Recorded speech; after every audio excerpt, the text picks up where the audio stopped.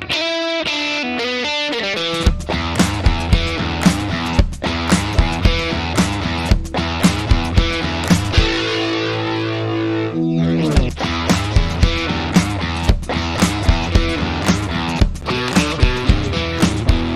is the Fantasy Roadshow.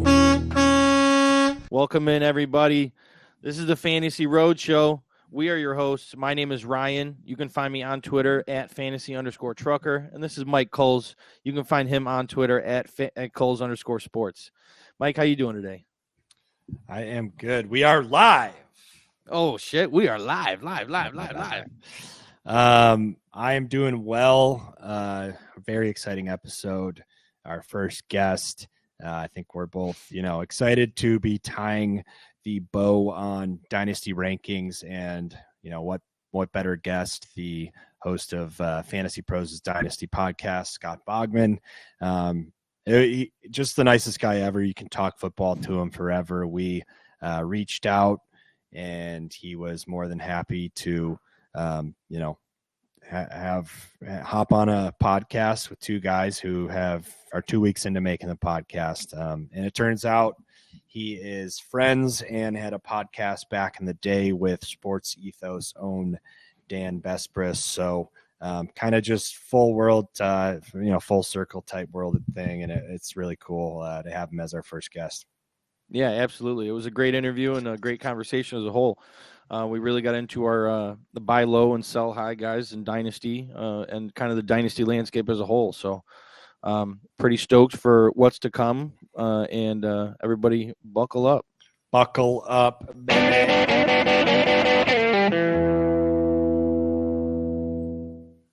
All right, everybody. We have a special guest today on the Fantasy Roadshow. First guest. Our first guest ever. So big deal here. We have the host of the FantasyPros Dynasty podcast with Pat Fitzmaurice, owner of inthisleague.com, where he covers multiple fantasy sports, and I would consider one of the most trusted people in fantasy sports podcasts, the one and only Scott Bogman. Man, the most trusted. I don't know if I agree with that, but I am one of them. I have the most exposure. I'm on a lot of stuff. So thank you guys for having me, and tell Dan I said hi. But appreciate you guys having me on. First guest, I feel honored. First guest. Yeah, I was going to give a brief background of how we connected and how everything kind of came about, and then just kind of get into your brief personal history, where you're from, your loyalty to which teams, both professionally, college, and just kind of get into it from there. But we're 2.5 weeks old podcast and have yet to have a guest. We were kind of hammering through our Dynasty rankings, which turns out works really well having you as our first Dynasty our first guest, kind of definitely tying that bow on Dynasty, having you on talking Dynasty. We'll get into buy sells later, but we just engaged on Twitter, and I just did the classic direct message kind of giving you and you were very kind enough to respond. Dan Bespris, he's kind of our mentor over at Sports Ethos, and he mentioned that you guys are close. He actually even referred to you as the closest person in this industry that he's got. So appreciate it again, and looking forward to getting into it with you. Yeah, of course. Dan and I and Jonas Nader did a fantasy basketball podcast on ITL for a while called The Big Three. We called it The Real Big Three, as opposed to the league, The Big Three. So we did that for a couple seasons, and just once a week met up to talk some basketball and all that stuff. Since then, I have kind of fallen off from basketball with more and more football and baseball responsibilities over at FantasyPros, plus all of our stuff over in this league that we do. And I'm on CFP Winning Edge. So just at Bogman Sports, you can find all my stuff. So like I said, thank you guys for having me, and honored to be a first guest on here. So this is going to be a fun one. Yeah, first guest. It's funny how that all ties together. You guys have that pod long ago. They just brought us in to kind of take over the fantasy NFL today, and now here you are, as the first guest. But why don't you give us a background, where you're from, your sports loyalty, and we'll kind of go from there, man. Sure. Yeah. So I was born in Houston. My mom is, native, lived in Houston for most of her life. My dad is from Pittsburgh, and his whole side of the family is from Pittsburgh. So I am a Steelers fan. I mean, maybe I would have liked the Oilers, but they moved when I was like 8 or whatever. So, but grew up loving the Steelers, not really liking the Oilers. The Oilers moved, and then I moved to Arizona, and I lived there for 27 years. For a while. Just recently in 2021, moved back to, Houston, Texas, a little north of Houston. But that makes me a Steelers fan. For college, I'm a Longhorns fan. Half my family's Aggies, half are Longhorns. So we're on the Longhorn side. And then Diamondbacks for, living in Arizona, and Houston Rockets for, being from Houston. I actually literally moved 2 days after the Rockets won their first championship against the Knicks in 7 games. So we were packing up our house. We went from the big TV in the living room to a smaller TV in my mom's room. We watched games like 3 and 4. And the last 3 games were on like a little black and white breakfast nook TV that we had in the dining room. So I was watching game 3 in the OJ Bronco chase or whatever on that little black and white screen. Must have been grueling. When I was like 10. Well, it wasn't, because I held it up to my face, so it looked like a big screen. So I was okay. Wow. Well, I moved away from Houston. I lived there for 3 years for college.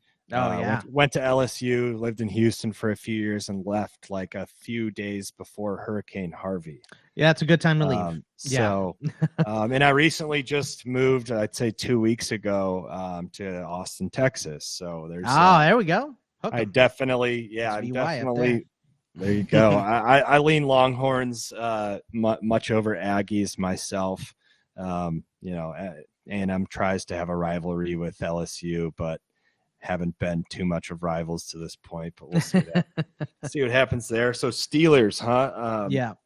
I think one thing we'd like to do with our guests is kind of get a quick thoughts breakdown, fantasy breakdown of the Steelers. So just briefly give us what are you looking at this year with the Pittsburgh Steelers? Realistic expectations. Yeah, I'm looking for the Steelers to run the ball a lot. I mean, they spent a bunch of money on the offensive line, spent their first round pick on the offensive line, added Darnell Washington on that line as well. And Matt Canada is boring as hell. I mean, he is the most vanilla offense. He wasn't letting Pickett audible because he was a rookie. And, it was short passes over the middle to Freiermuth and Deontay, maybe a couple pot shots down the field to Pickens, and hand the ball to Warren and Najee as much as possible. So, I think it's going to be a lot of the same boring stuff. I think Najee's going to get a lot of carries. I think, Pickens is going to be hit or miss. I think Deontay should improve from 0 touchdowns last year to at least a couple. He had 2-point conversion catches as well and no touchdowns. It's just a freak thing to happen to him.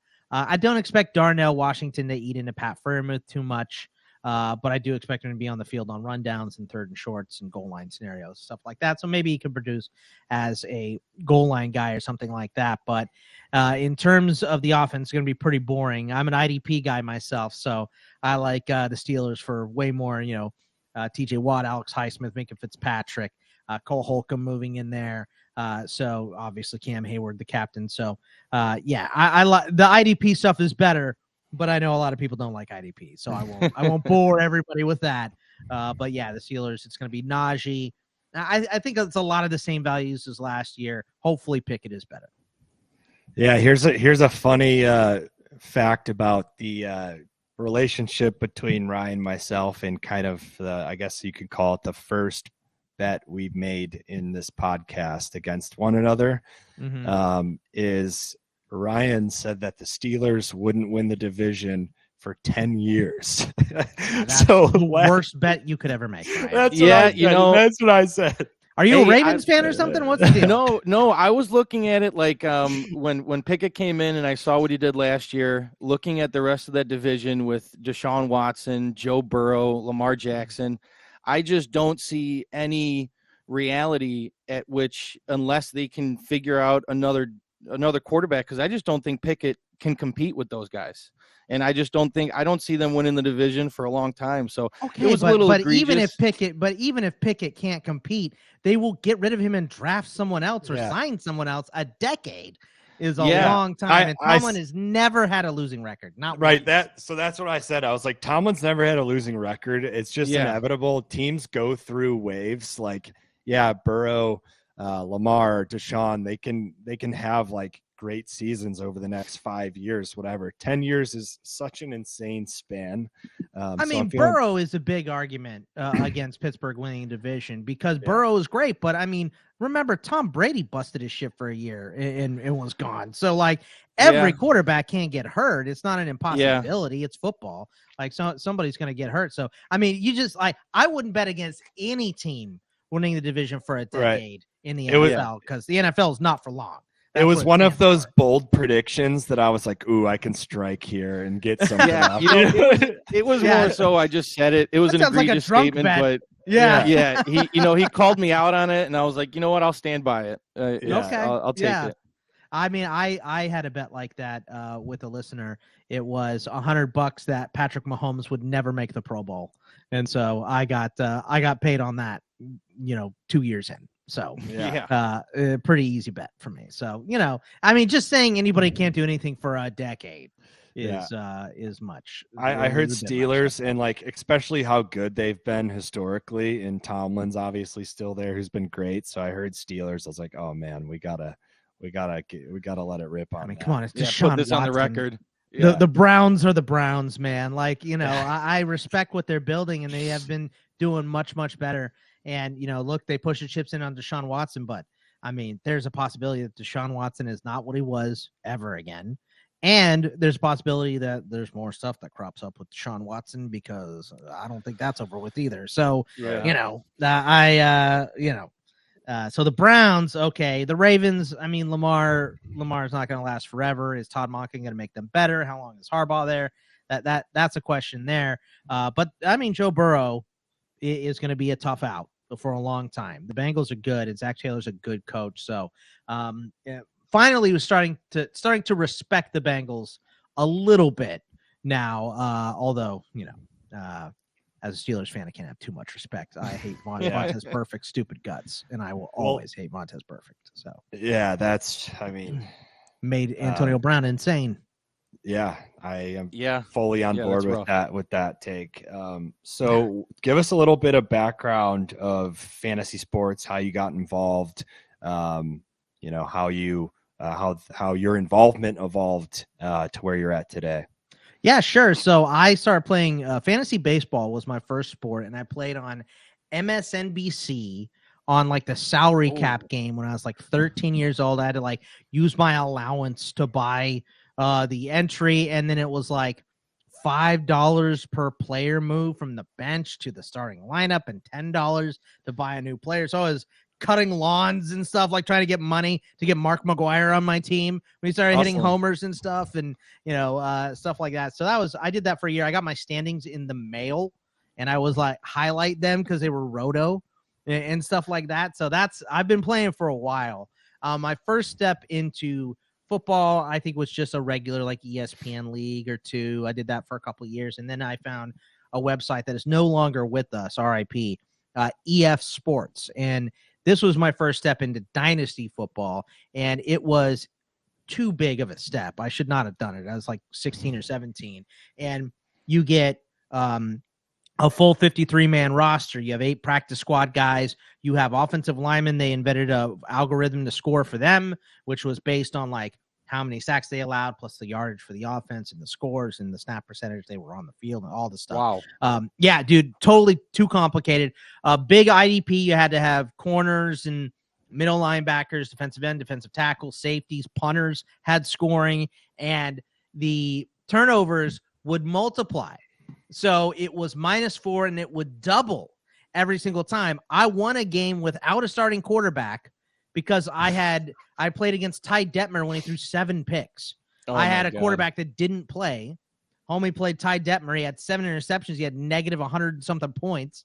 So I ended up winning that game even without a QB just because Ty Detmer was so bad. So That was an insane league. I did that one for about a decade. The website folded. I was out a little bit before it folded, but I've done, Dynasty for a little bit. But the Welsh and I, we talk fantasy sports all the time. We've known each other since middle school. So what we basically did was record our phone conversations that we would have when we were talking about, whoever, which is probably similar to what you guys are doing. You just take your phone conversations and stick a microphone in your face and say, all right, let's make it a little more pointed and a little more directional and a little more advice. And that's what we're doing now. We started in 2014. Have had our Patreon ever since then, and it's grown and grown. And that's where we get to the point now where I'm working at FantasyPros and a couple other places, and guest spotting here with you boys. Love it. Well, first thing I want to say, that's a big brain move, being 13 and understanding salary caps. And I did not understand it. I mean, I played it. I didn't get it. I was definitely in like 10th place out of 15 people the 2 years I did the salary cap nonsense. But also, like, I didn't have enough money to win that league. You had to make weekly moves, and I was too broke, that young to be making any of those moves. I didn't really get it. I just loved baseball and wanted to play, especially I think that was 96, 97. It was the year before the Diamondbacks started in 98, which is what I wanted to get. I wanted to get a foot in before the D-backs started.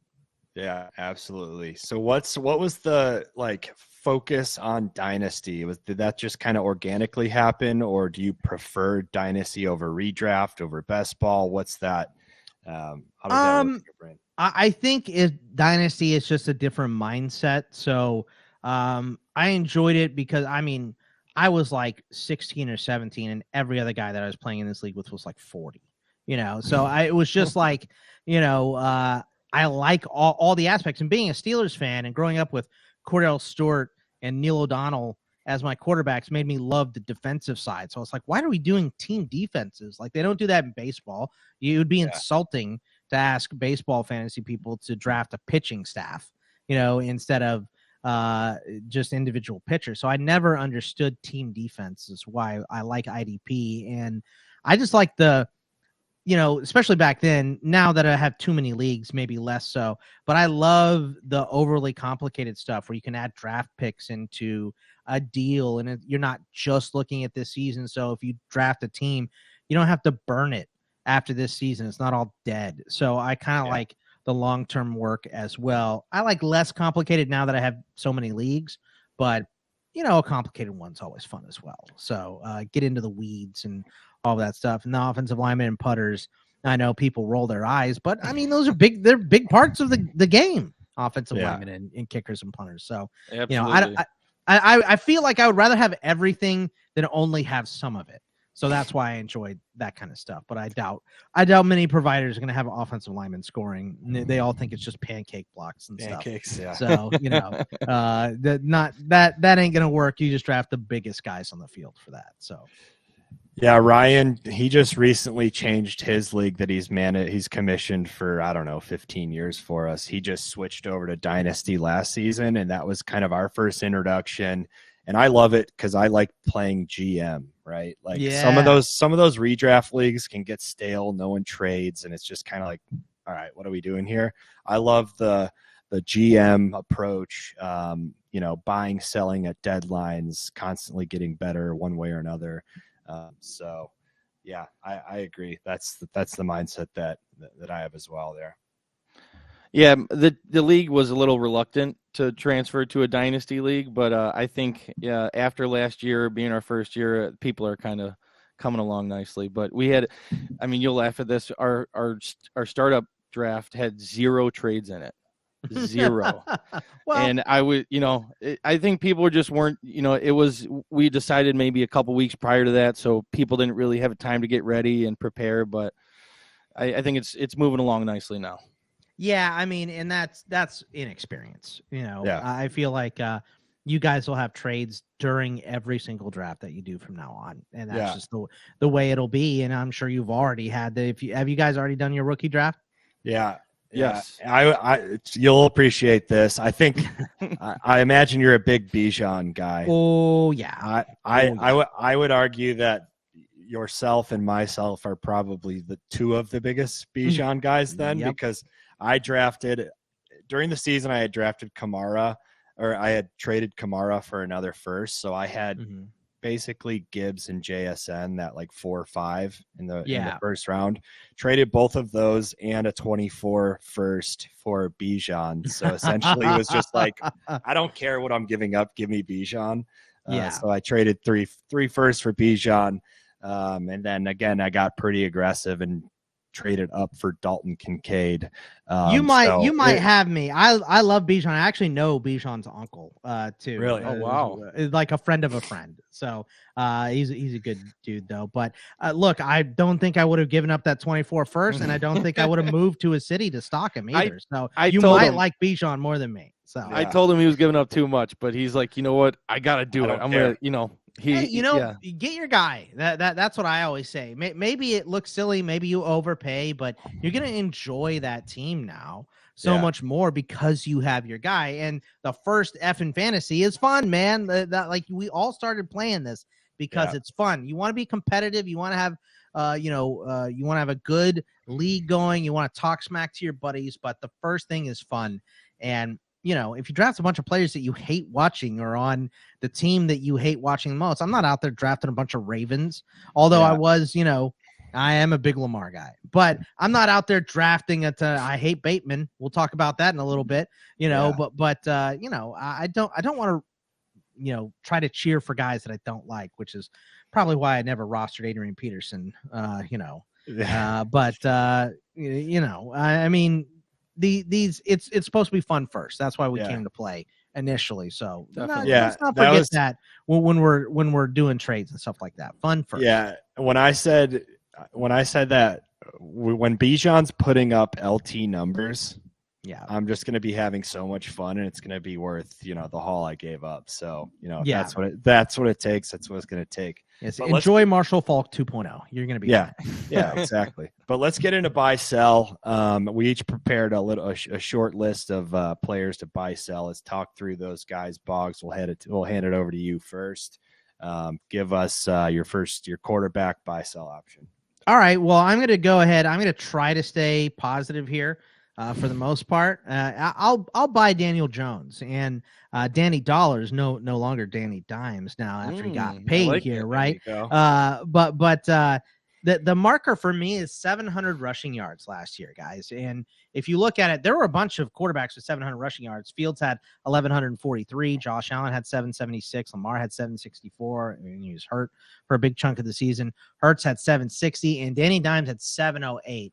And if you look over the last couple of years, in 2021, Hurts, Lamar, and Allen were all just over 700. In 2020, Lamar and Kyler were over 700. Lamar was the only guy in 2019. In 2018, there were no quarterbacks that had 700 rushing yards, and Cam was over 700 in 2017. And the one thing that these guys all have in common is that they average well over 20 points per game.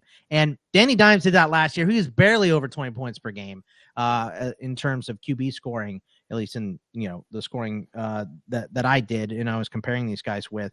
But he doesn't have any good wide receivers yet either. This is all just like him running RPOs off of Saquon, which, if Saquon holds out, maybe I'll back off this a little bit here. But I'm assuming they'll get something done with Saquon before the season, and he'll be on the field, and they'll be running RPOs. And they, traded for Waller. They drafted a guy that I really like out of Tennessee named Jalen Hyatt. So I think as the wide receivers improve, and Danny Dimes is a hard worker. You saw him, right after everybody celebrating on the plane after they beat the Vikings, and he's in his playbook, he's looking at stuff. So he's a grinder. He's a hard worker, and they haven't, surrounded him with a bunch of talent. I think if you took Daniel Jones and you dropped him in San Francisco, he would be a QB1, and no one would bat an eye because he'd have CMC to run those RPOs with. He would have Ayuk and Kittle and Debo. Oh my, like it would just be incredible. But because he has Isaiah Hodgins and Paris Campbell to throw to, and the only good player next to him is Saquon, the only above average player, I should say, is Saquon, people kind of ignore him. So I'm on board with Danny Dimes, and I think the passing is going to improve, and we know he has a high floor with that 700 rushing yards last year, and it's just not done a lot. And everyone that has done it since 2017 has averaged over 20 points per game, and I think that's a pretty good marker to have. Yeah, the coaching staff came out over the offseason and said that those design runs are not going anywhere either. Why would they? That was the first year with them. Yeah, bread and butter. Yeah, Brian Daboll. I mean, he's the guy that, Josh Allen. This is the same offense that Josh Allen is in, and we know how valuable he is. I don't think Danny Dimes is Josh Allen, but I think he's better than he's given credit for. Yeah, you're not going to hear us debate you on that. We're both Danny Dimes guys, Danny Dallas, as you alluded to. So, I think we both definitely agree with that take, and you did a great job of breaking it down. So, who do you got? Who do you got at running back?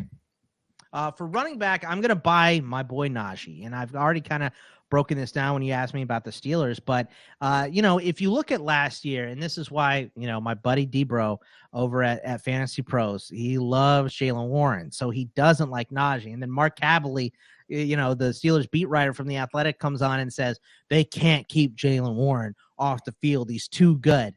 Yeah, they can.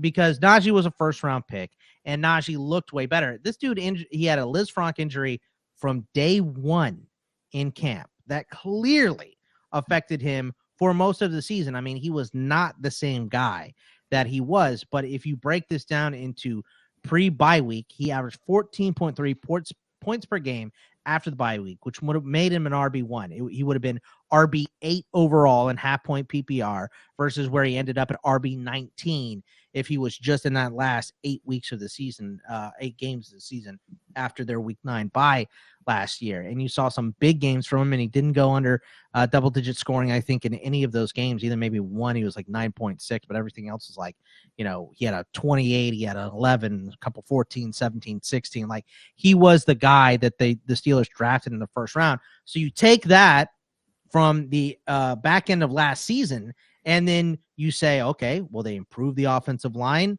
They added 2 guards and drafted a tackle. They added Darnell Washington, the best blocking tight end in the draft. And they didn't get rid of stupid Matt Canada, who's not going to throw the ball that much. They're going to run a bunch. I think there's enough on the plate here for Harris and Warren to be valuable, but I'm really high on Najee.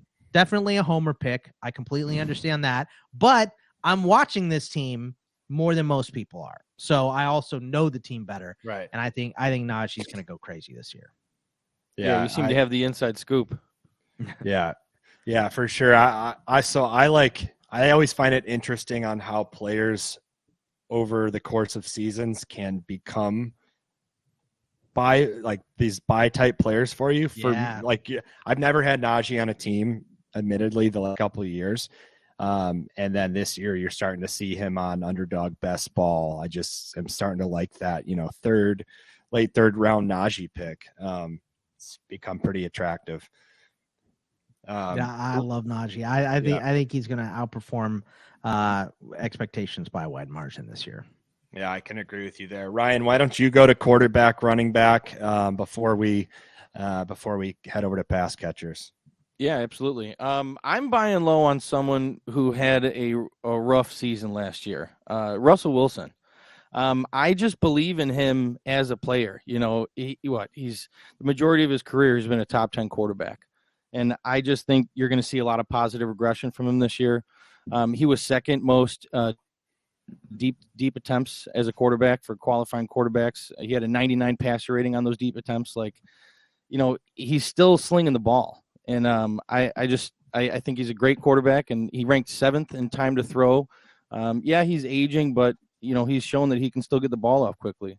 And Sean Payton, it's no secret, he runs a great offense. They hardly ever finish outside the top 10 in yards. So I'm buying low on Russell Wilson while the stock is low. I like that one. I think they're going to need him more this year too with Javonte. I don't know what we're getting from Javonte this year, right? Yeah. It's kind of up in the air and in question. So they have good pass catchers. Cortland Sutton, they love Tim Patrick there, apparently, from everything we've heard from the Broncos camp so far. They keep calling Tim Patrick a wide receiver 1. Well, I don't know if you can put him over Sutton or Judy. I don't get it. Either one of those guys, but he is, he's a high octane player. He's a character as well. So I'm sure they love the work ethic there. And then they brought in Dulcich too. Yeah, there's going to be a lot of short dump off passes as well that'll improve Russell Wilson's numbers also. So I'm with that take of Russell being a nice buy low right now. Nice. Yeah, I agree. I like P. Ryan like stepping in for. We don't know what's happening with Javonte, but P. Ryan can come in. We've seen what he did with Mixon out last season. I mean, it's Oklahoma, but I get it. Yeah. Yeah. I mean, hey, if I had to talk negative about all the Alabama players, yeah, you wouldn't have a fun time. No wonder you took that bet. Yeah, LSU. Yeah. Or no, you took the opposite side. You're betting against your boy Burrow. But I mean, a decade. I'm still taking that bet. Yeah, no, a decade of anyone. So, but no, I agree. I think Judy's going to have a great year too. Dulcich, you'll hear him on my list a little bit later, but definitely excited with Peyton stepping in there, see what he can do to the offense. So I agree, Rye. Yeah, and then for running back, I'm choosing to be a little bit more negative here. I'm going to sell high on Dalvin Cook, someone I just traded to Mike a couple months back in the conversation of, is he going to get released? Is he going to get traded? I'm just looking to sell him on the pure hype and name recognition right now to anybody that would take him. Last year he saw a career low in yards per carry with 4.4. Last year was his fully healthy season, yet he's coming off of a off-season shoulder surgery. So, I don't know. I just don't see him being the Dalvin Cook of old, no matter where he goes to a landing spot. So, I'm kind of out on Dalvin. This is a tougher one because we don't know where Dalvin is going to end up. I mean, we think he's going to end up in Miami. We think he's holding out because he, is a little bit long in the tooth and doesn't want to go to training camp, but he hasn't put pen on paper yet. So, there's still a possibility he ends up in New York with the Jets or whatever. So this one is tougher because I don't want him if he's with the Jets, but if he goes to Miami, oh baby, you might be selling low on him, so right. That's the thing also, if you guys have listened to me on FantasyPros at all, I like to work in a shorter window for Dynasty, especially in startups, because I've had so many Dynasty leagues fold in the first 2 years. Fitzy likes to say that I'm being negative. I'm like, I'm just being realistic with my money, man. Like, I want to win. So if it folds, I've profited from this. And if it doesn't fold, then I have my money to pay for my rebuild already. You know what I mean? So I'm a guy that I like those older guys early because I want to win immediately. So, this one is up in the air. It's a good call out because, falling knife, especially with running backs. This is a guy that's had 300 touches multiple times. He's wearing down. He's an older guy. And if he ends up in New York, he's basically ring chasing with Aaron Rodgers. But if he ends up in Miami, I mean, he's still ring chasing, but he's now probably a 250 minimum touch guy there. So I like him in Miami. I hate him in New York, and he's got a wide range of reasonable outcomes because we don't know where he's going to be right now. Yeah, this segues well into who I'm selling at running back because we do know where he's at, and it is a new home, and that's Miles Sanders. I think that I can structure a negotiation around Sanders being coming off a great season with the Eagles last year, and he is going to have every chance to produce in an offense that just supported, Christian McCaffrey. So a lot of production for him to step into, and they're going to give him that every opportunity, right? So I just don't think that he's the back that can perform with that much attention.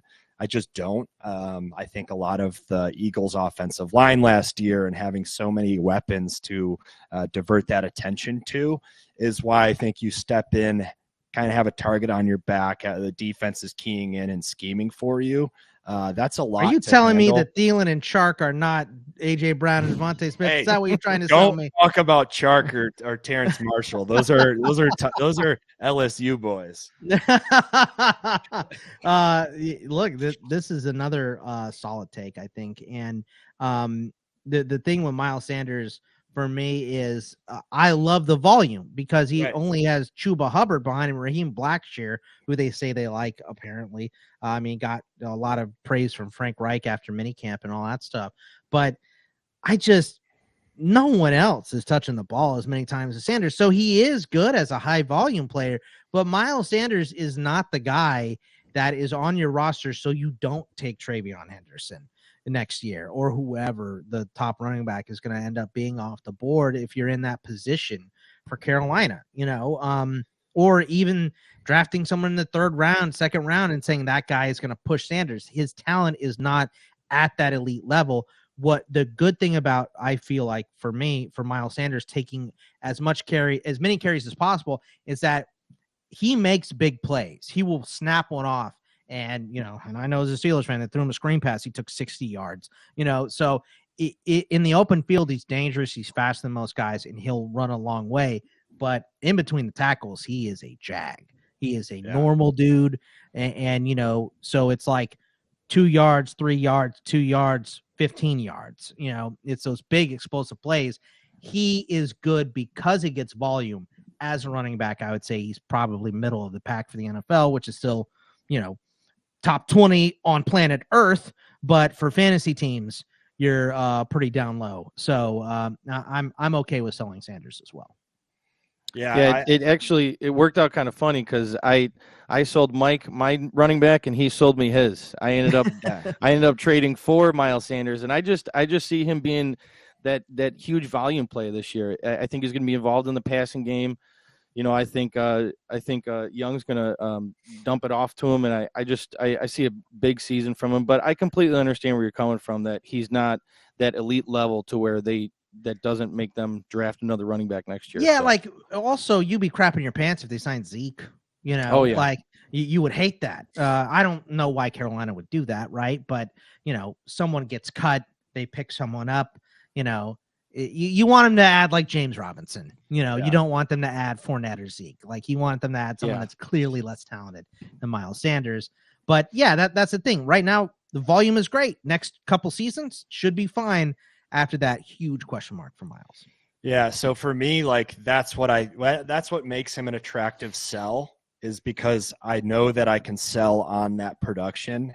And there's going to be someone in the market that likes him. So in my mind, before he shows that he can't really support all of that, I'm going to go ahead and I could look really dumb. Last season, I would have sold Jalen Hurts, and look what that would have done to me.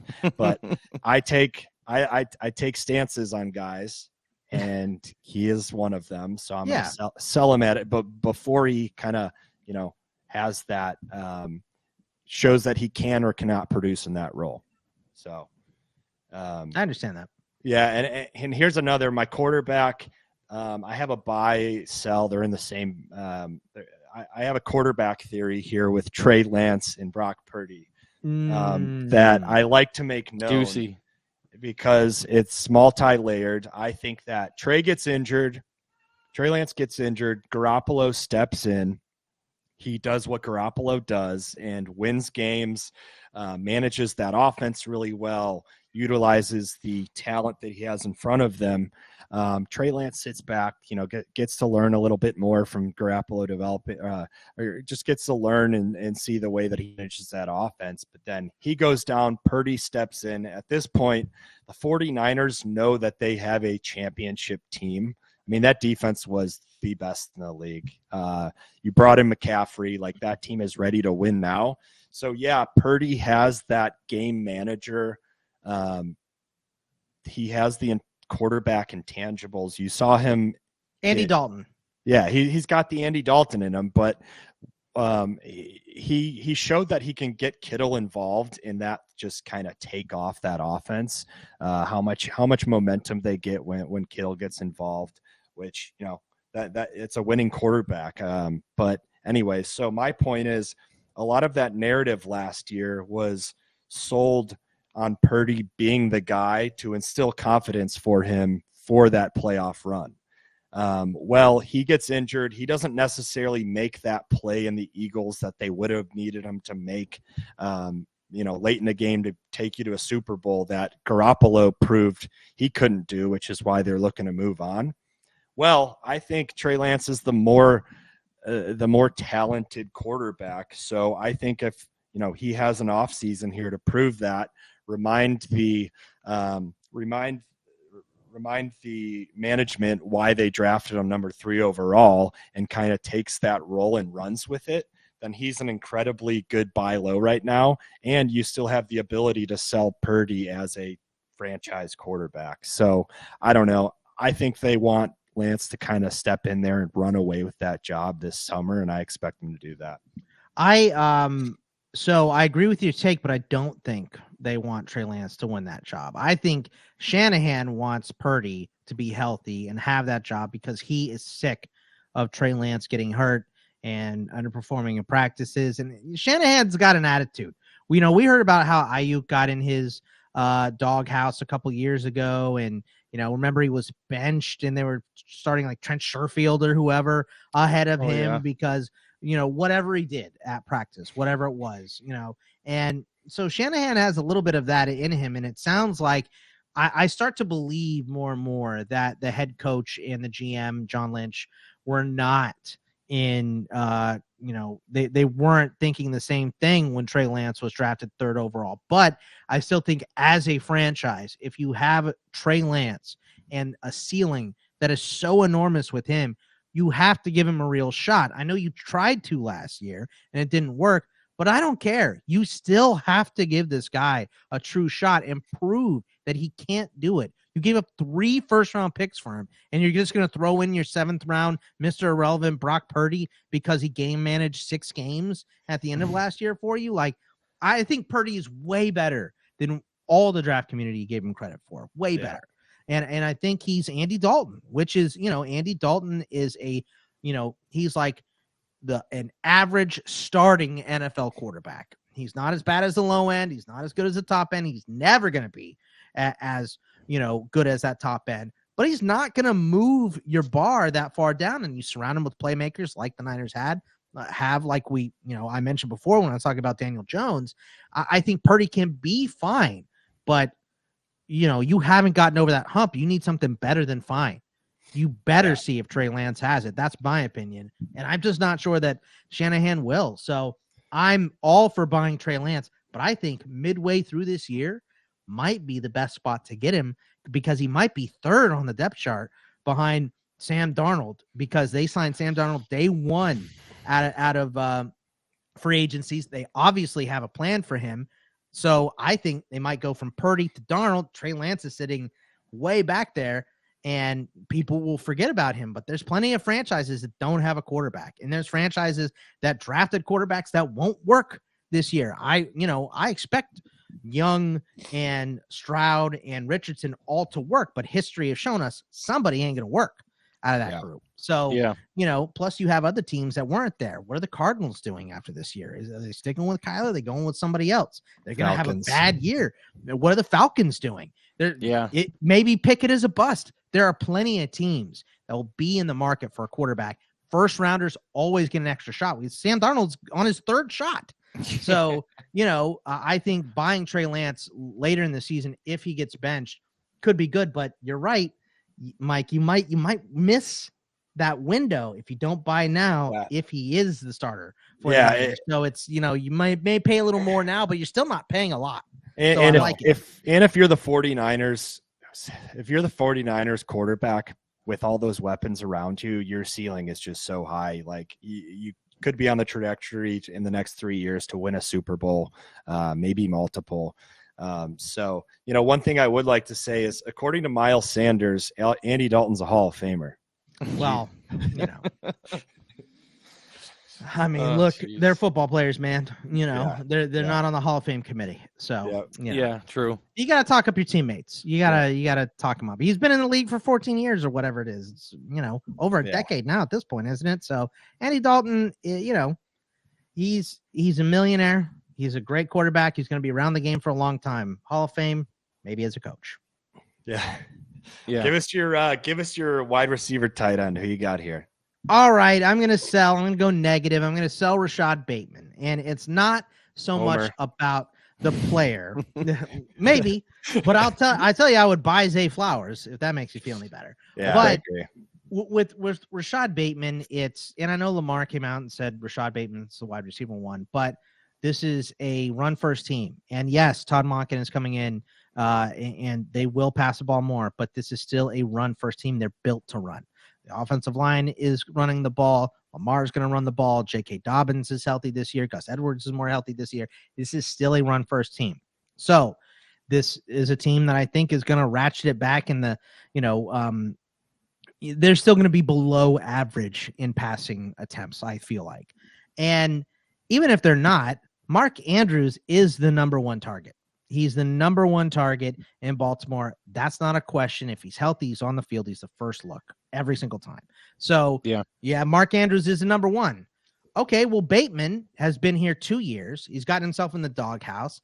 He got hurt last year and his rookie year, and he's still not healthy. They talked about how he wasn't doing anything because he's still,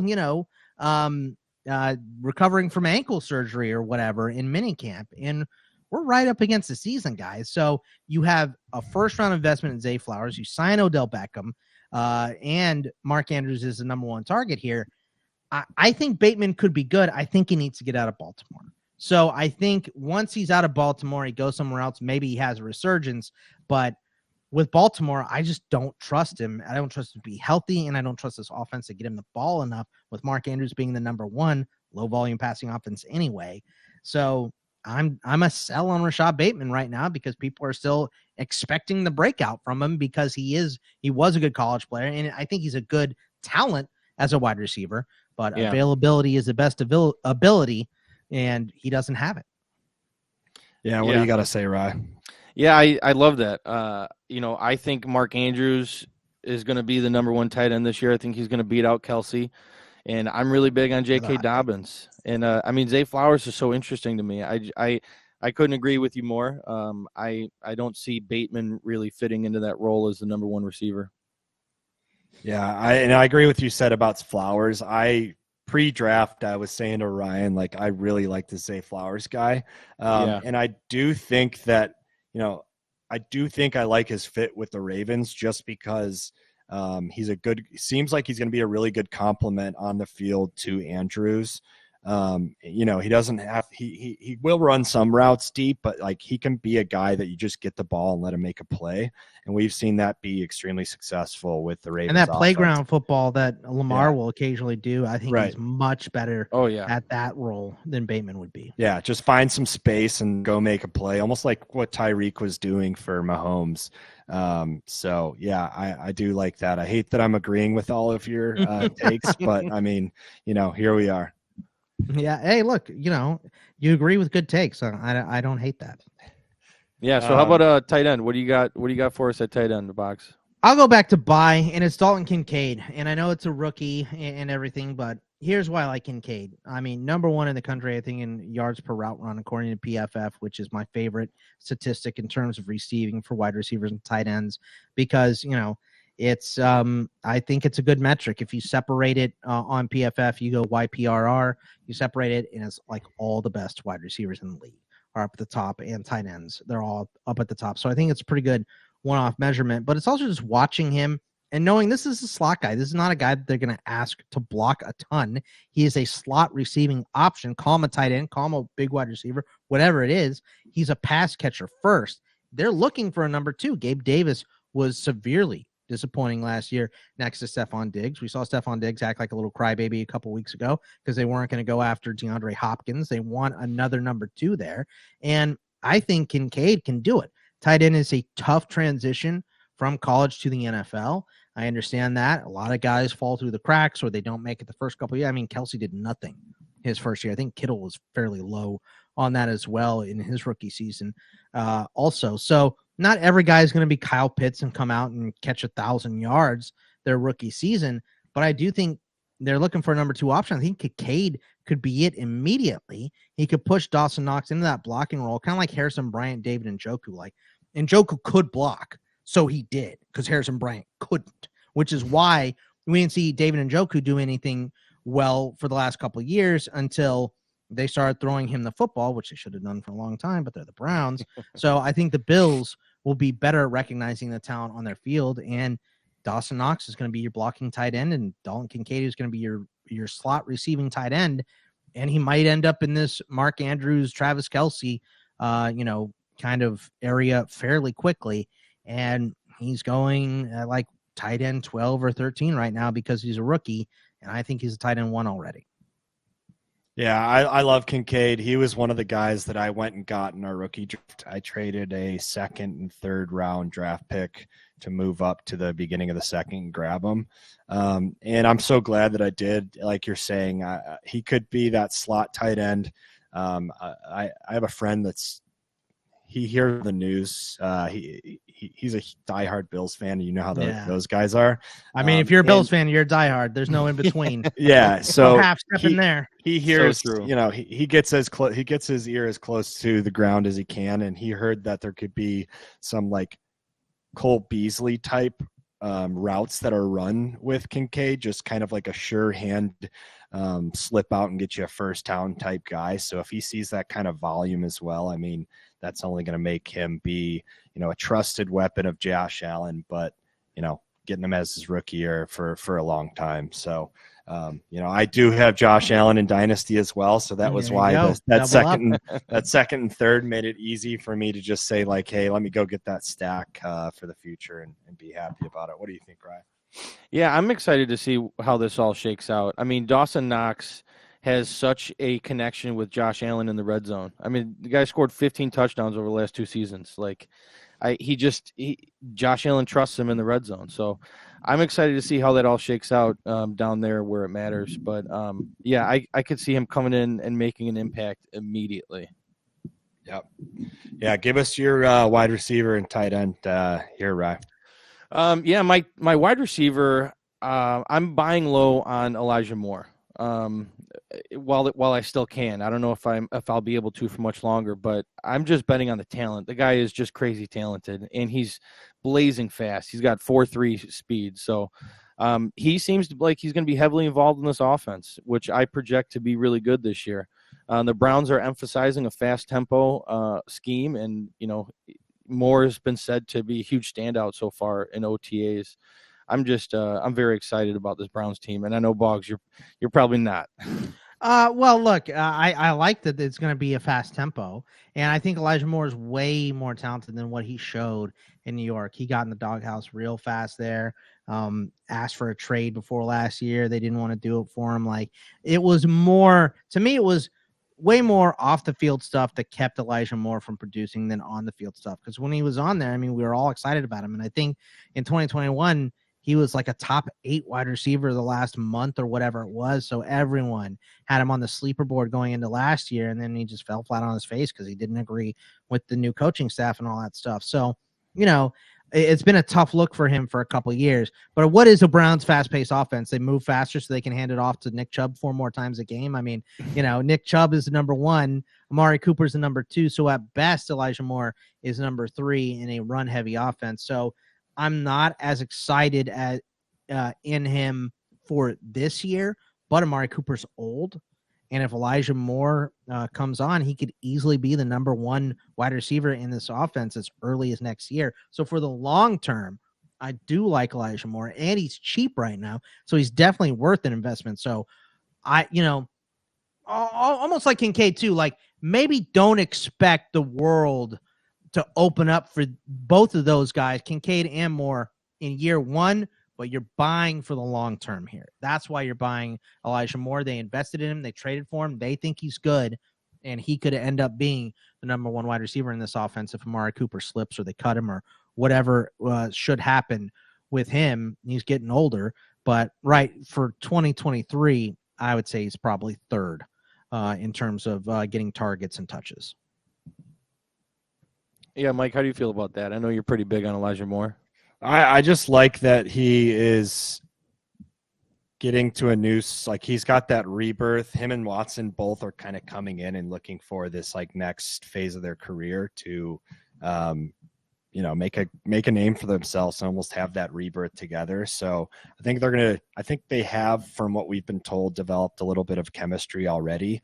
Watson's gonna, when he was healthy in Houston, he was a top 5 quarterback. Will he get to that? We're going to find out. Definitely a tough division to do it in.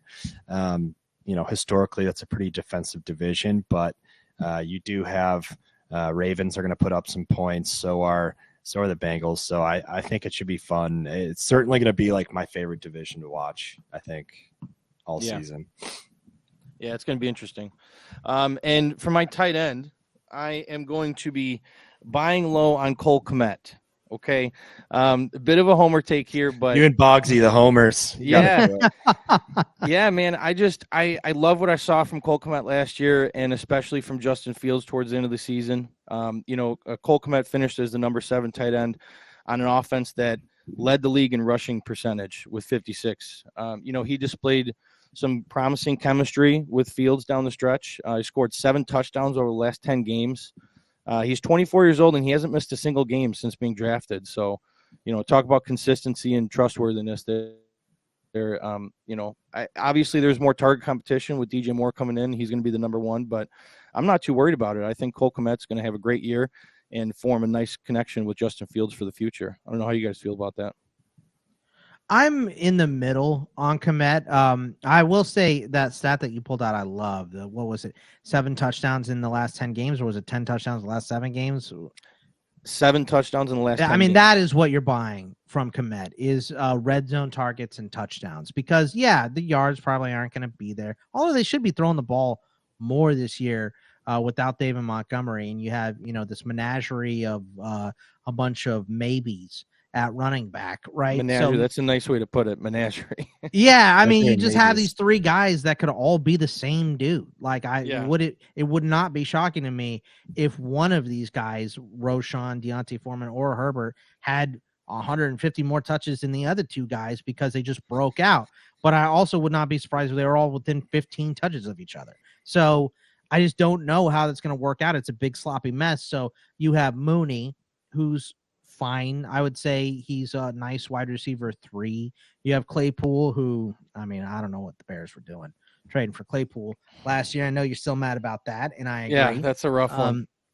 I loved it, obviously, but you can have Claypool. But I mean, DJ Moore is a big threat here, but we want Kmet to get in the end zone. So if they're passing the ball more and this offense looks better, which how could it not after last year? I think Kmet is still a nice touchdown threat and still a tight end 1 moving forward. And like you said, he just always reminded me of Greg Olsen. I felt like Cole Kmet coming out, which is a high bar to compare a tight end to. I understand that, but I think that's the type of potential he has. So we'll see if he gets there. But yeah, they gotta throw the ball more to him, and DJ Moore ain't gonna help that. So that's why I say I'm probably at ECR on Kmet. So I'm not like going out of my way, but that's also because there is so much talent at tight end right now. I just feel like it's fairly deep. So you might be able to get Kmet on the real cheap right now before he has a big breakout year. So I think I'm on board overall with this take. Nice. Mike, what do you think?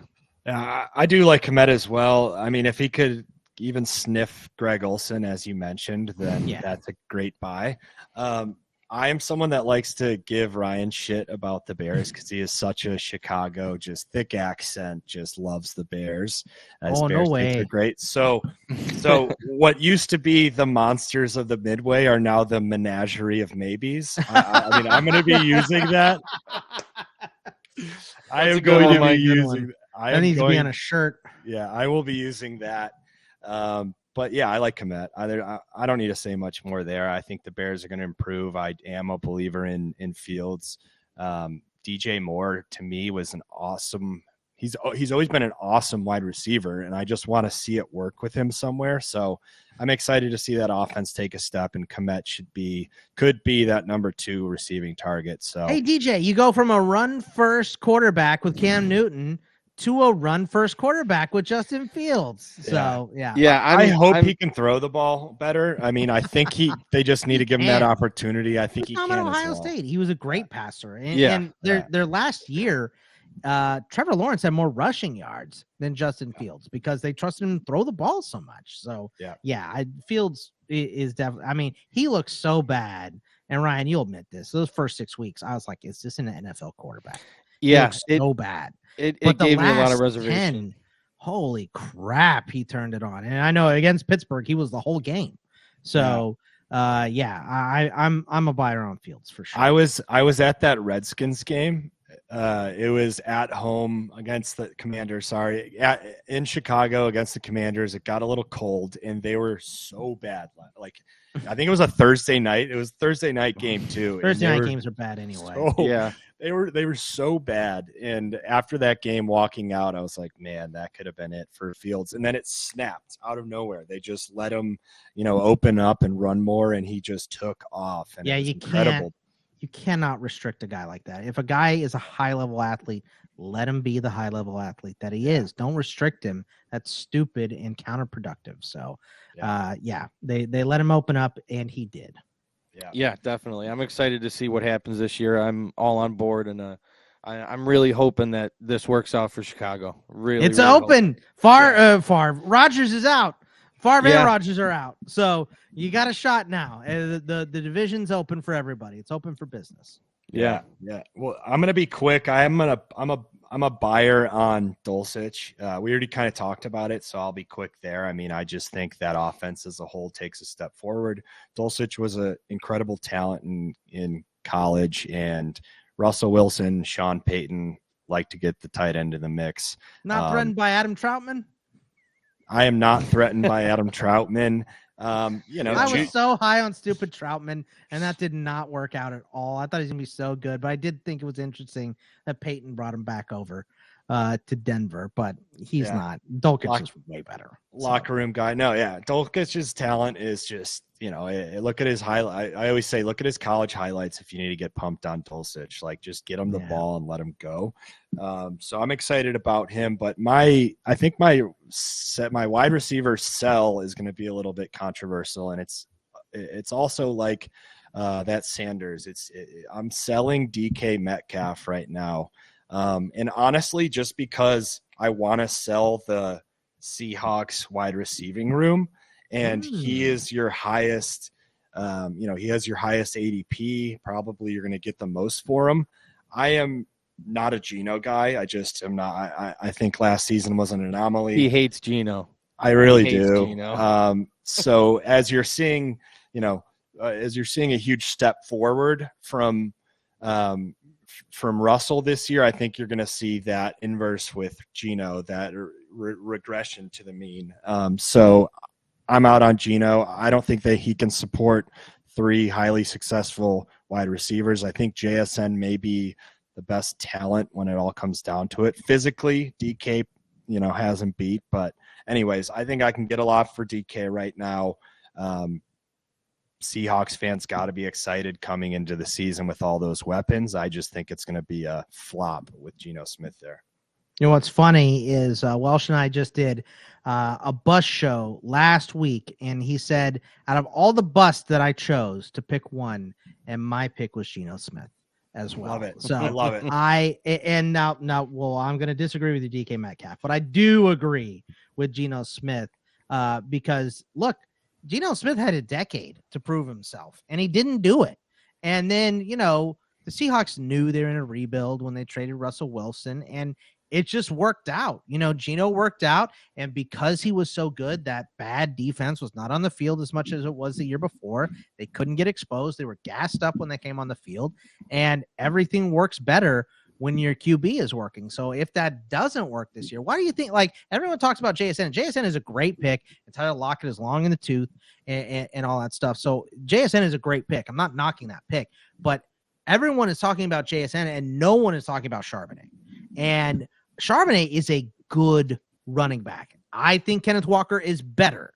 I think he's a better running back, a breakaway, in between the tackles. I think just Walker's a better guy. Charbonnet's big, though. Charbonnet could easily get those goal line carries, and this could turn into a run-first offense if Geno struggles the first month out. They can do it. Yes, they have been like, I think they were 27th in rush attempts last year, 19th and 23rd or something over the last 3 years. But the 2 previous years before that, when Russell was hurt and struggling and all that, 2nd, 3rd.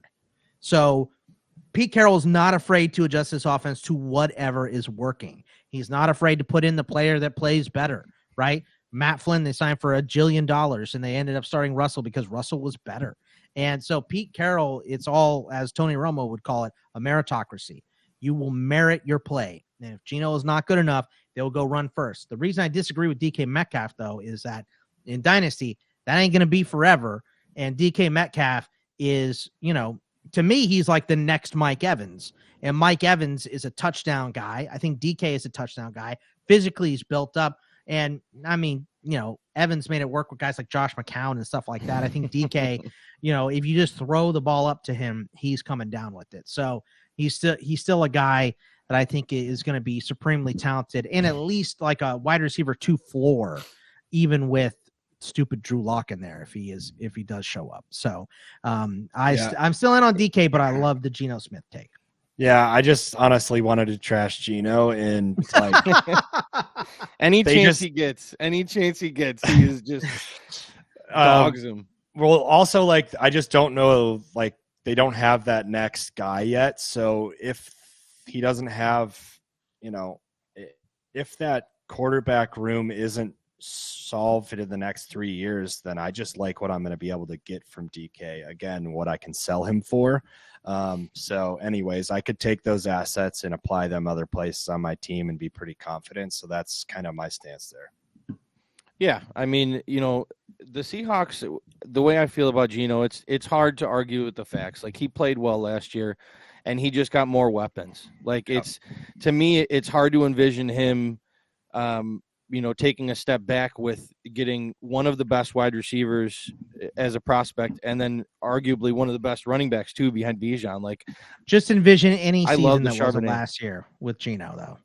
Yes, no, absolutely. but it's the same situation as last year plus better weapons. So like, to me, I'm not betting on the downfall of Geno just yet. I think he's got another good season left in him. Yeah, well, the beauty of fantasy football is we're going to see all of our takes play out, right? Some of them are going to be bad. That's just the way it is. Yeah. Well, thank you. We've definitely. You seem like one of those guys that we can sit here and talk football to literally ever. You better cut me off because we'll talk for another hour. Yeah, so we need to. We're going to wrap this up. Thank you so much for being our first guest. I'm speaking for the podcast for both of us, but I think we both had a great time talking to you. Thanks for your time and your generosity of kind of just giving us a shot. Of course. So, Ryan, what else?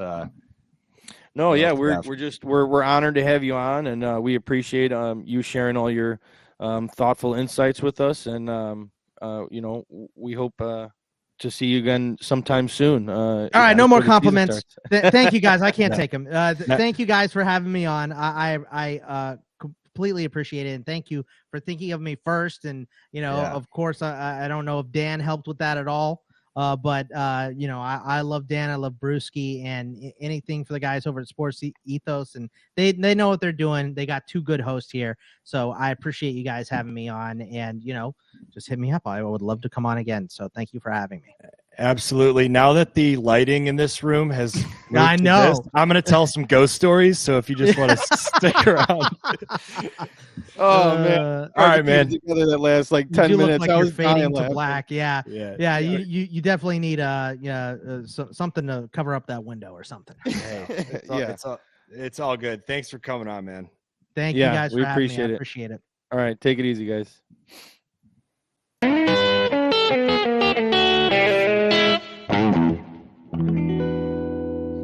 All right, folks, wanted to take this time to mention about a nice little deal we got going on at Sports Ethos. This is a very special time because we have officially launched our NFL draft guide for the 2023 fantasy season. It already has more than 60 pieces of content on it, including massive team breakdowns, rankings, and we're aiming to have more than 200 features before all is said and done. And right now, you can get the Fantasy Pass for the ridiculous rate of just $4 a month. And you can find that at sportsethos.com. Yeah, I think there's been some work from some of the brightest fantasy minds that have put that together. I mean, there's tier lists, there's mock draft coverage, the wide receiver running back reports that Ryan alluded to. So make sure you go on sportsethos.com, check out the NFL draft guide. It's going to help you win your leagues, and how can you pass up for $4? So go and get it, and you'll it's going to be the best bang for buck here in the industry. So yeah, it's kind of a no-brainer. You want to win your league? Go check out the Fantasy Sports Draft Guide. Check it out. All right, well, that about wraps it up for this episode. We had a great time with Scott Bogman, and man, just buckle up. It's gonna get bumpy ride over here in the next couple of weeks as draft season is approaching with redraft, and it's gonna get a lot more fun than this Dynasty Rankings. That's for sure. Buckle up.